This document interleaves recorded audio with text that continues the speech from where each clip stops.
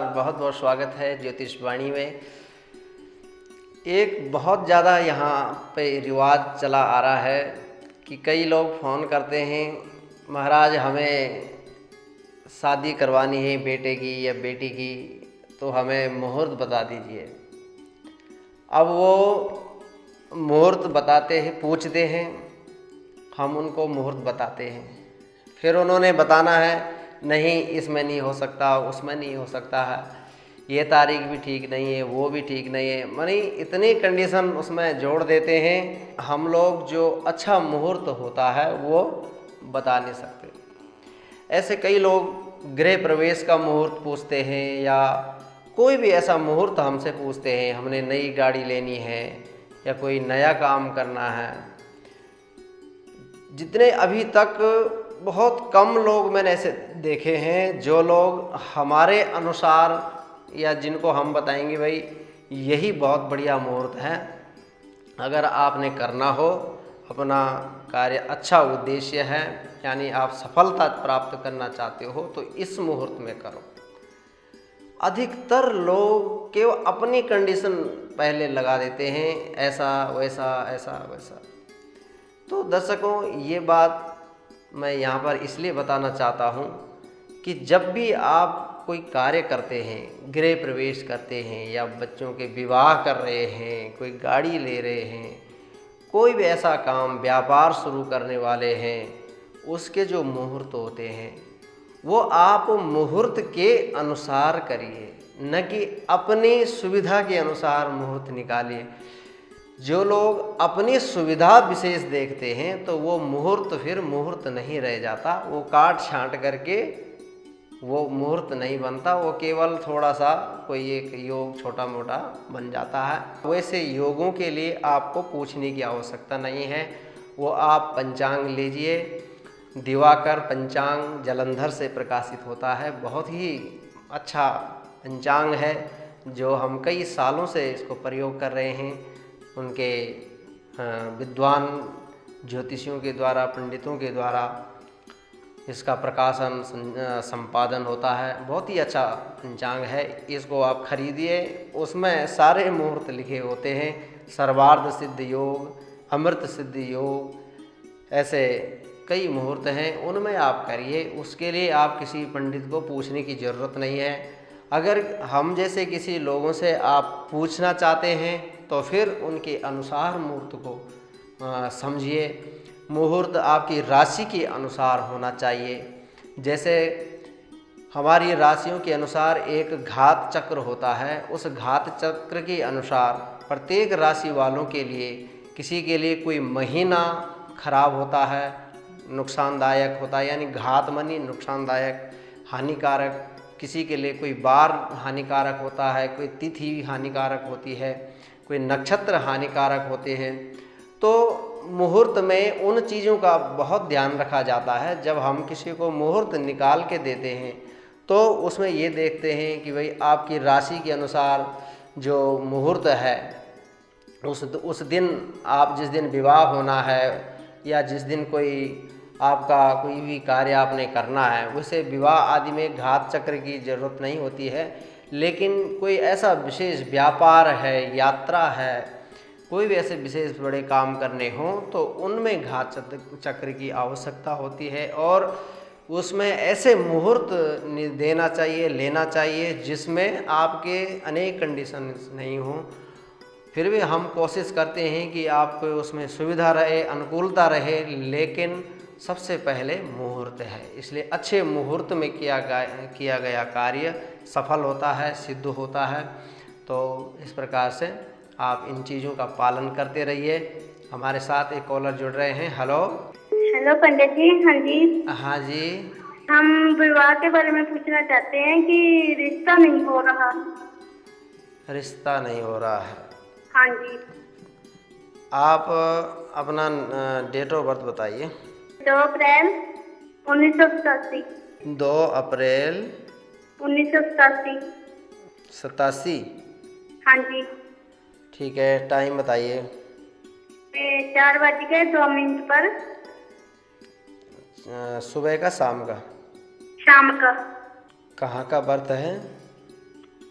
मानपुर का जी।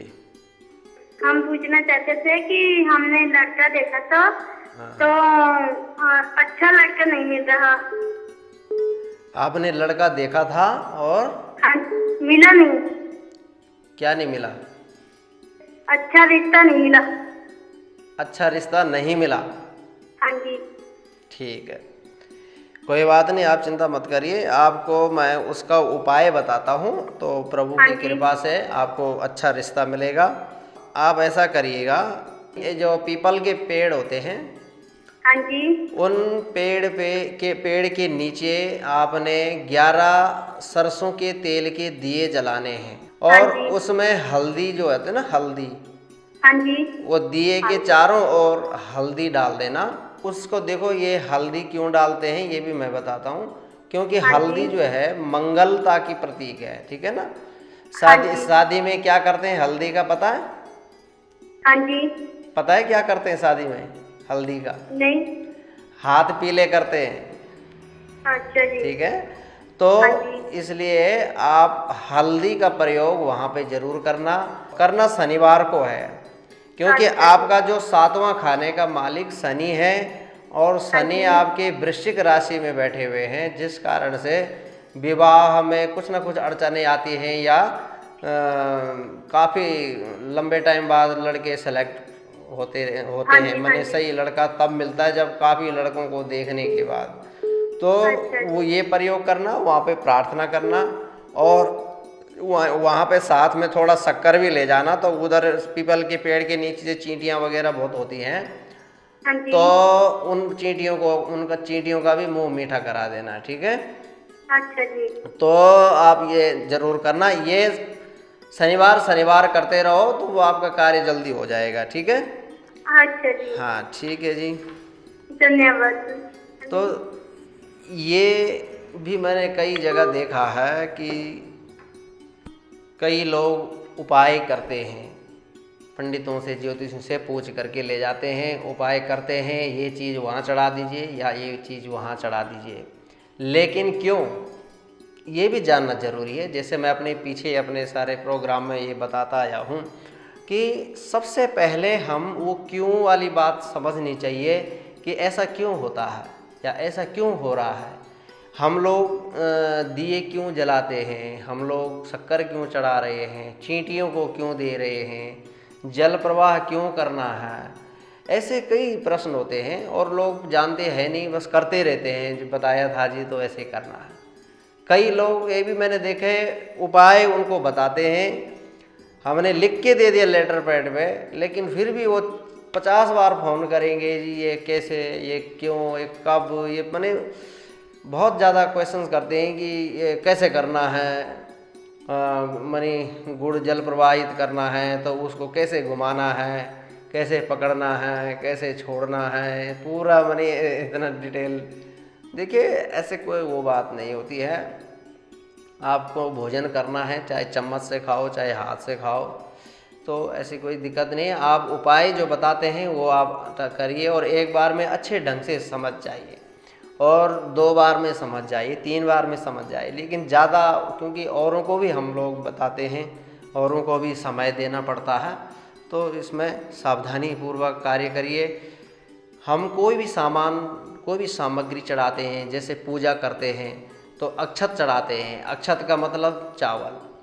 तो चावल हम भगवान को क्यों चढ़ाते हैं, यानी उसके पीछे एक भाव होता है, एक प्रतीक होता है कि ये अक्षत, यानी कभी न, छत मनी टूटना और अमनी नहीं, यानी कभी न टूटना, कभी न खंडित होना, कभी कम न होना, या जो भी अनेक ऐसे बातें आती हैं, यानी हमारा जो घर परिवार भंडार सब परिपूर्ण रहे, सभी अक्षत रहे, ठीक है।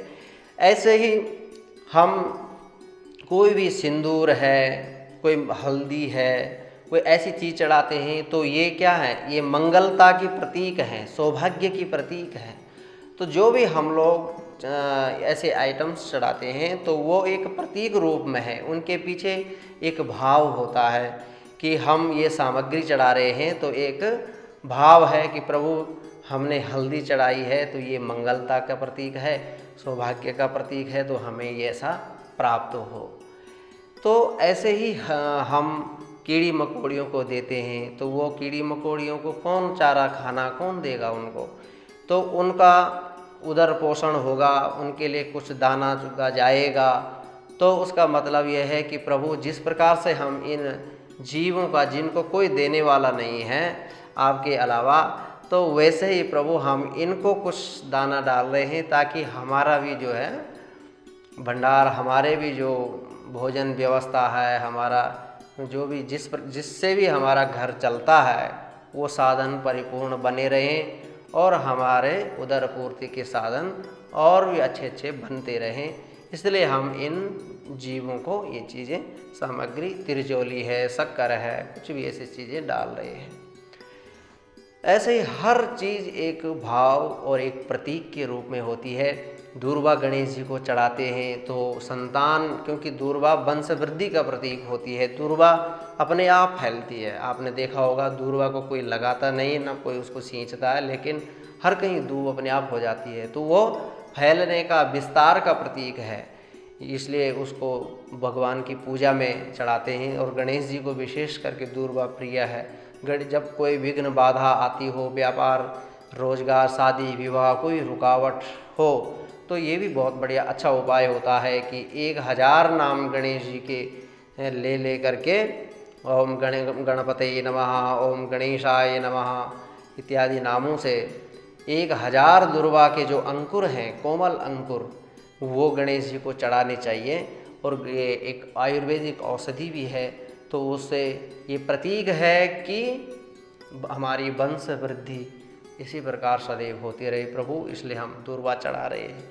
फूल लक्ष्मी के प्रतीक हैं, लक्ष्मीर बसति पुष्पेश, तो फूल हम चढ़ा रहे हैं प्रभु, हमें लक्ष्मी की प्राप्ति हो, मंगलता की प्राप्ति हो। ऐसे हर चीज़ जो भी हम पूजा में चढ़ाते हैं या उपाय में चढ़ाते हैं, हर उसके पीछे एक प्रतीक और एक भाव होता है, इसलिए उन चीज़ों को चढ़ाते हैं। इसमें कोई वहम वाली बात नहीं है। पीपल के पेड़ के नीचे दिया जलाते हैं, तो उसका मतलब क्या है कि जैसे मैंने अभी इनको उपाय बताया कि पीपल के पेड़ के नीचे दिया जलाना, तो शनि का है, शनि के रूप में हमने वृक्ष को लिया और वृक्ष के नीचे हमने 11 दिए जलाए, जिससे कि 11 दिए होते हैं 9 ग्रह और एक इष्ट देव और एक कुलदेव। इन 11 जो हमारे विपरीत होते हैं, इनका कुछ न कुछ दोष होता है, तो उनकी प्रकाशन के लिए, उनकी प्रसन्नता के लिए जो देवता, जो दिव्य आत्माएं हैं, जैसे देवता, वो प्रकाश से, यानी हम जो दीपक जलाते हैं उससे उनको शक्ति मिलती है। जैसे हम भोजन करते हैं वैसे ही देवताओं का भोजन प्रकाश है, वो उससे शक्ति ग्रहण करते हैं। तो हम भगवान के सम्मुख दीप इसीलिए ज़्यादातर जलाते हैं, यही मेन भाव होता है कि हम उनको एक प्रकार से उनको शक्ति प्रदान कर रहे हैं। तो दर्शकों, ये बहुत गहरी बातें हैं, समय समय पे आपको मिलती रहेंगी। आप लोग सोच रहे होंगे कि हम भला कौन शक्ति देने वाले होते हैं, लेकिन अगर हम देवताओं की पूजा अर्चना करके देवताओं को बलवान करते हैं, फिर वो हम पर कृपा करते हैं। तो ये एक साधन चलता रहता है। भगवान, भक्ति के बिना भी भगवान कुछ नहीं है, इसलिए सब एक सिस्टम बना हुआ है और एक दूसरे से शक्ति ग्रहण करके और वापस हमें रिटर्न मिलती है। पृथ्वी से, समुद्र से जल ऊपर जाता है चंद्रमा के द्वारा और वापस पृथ्वी में आता है। इसलिए ये चीज़ें सब समझने की हैं, इसको देखते रहिए।